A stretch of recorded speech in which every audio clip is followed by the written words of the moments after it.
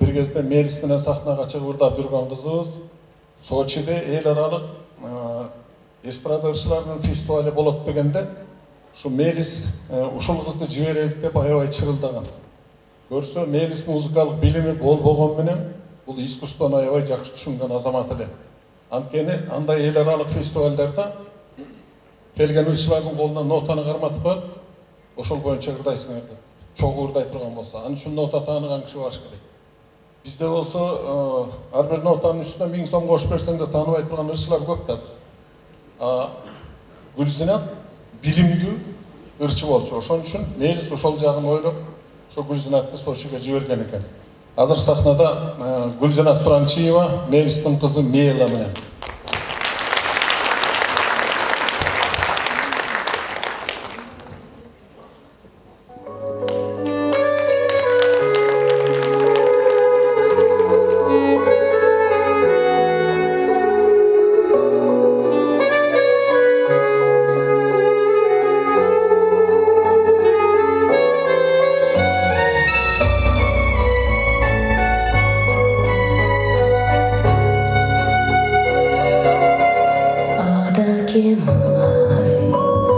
Gözümde жоқтоп турам,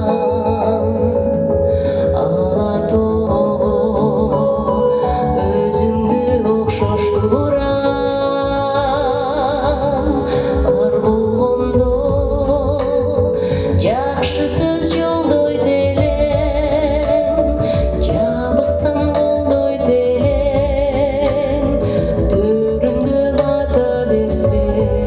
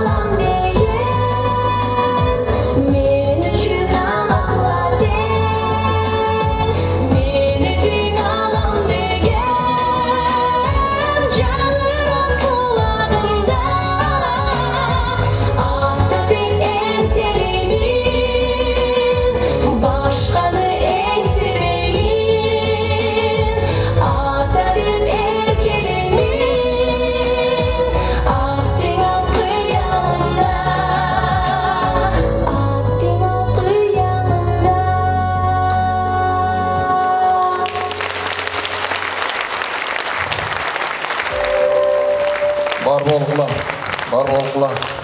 Құдай өмір берсін.